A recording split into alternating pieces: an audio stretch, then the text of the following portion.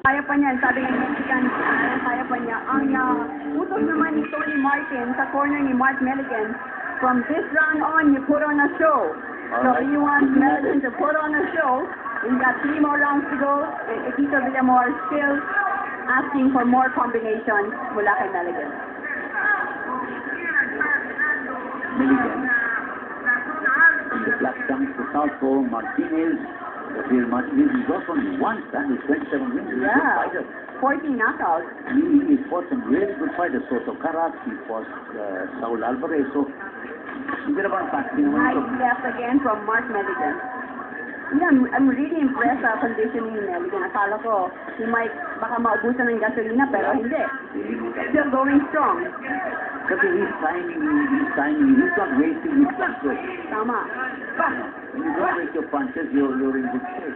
And he's not missing too many either. And I don't think he really gets too hurt when he gets hit. Parang he just shrugs it off. Baliwala lang sa kanya mga suntok, pero he has to continue to be the aggressor.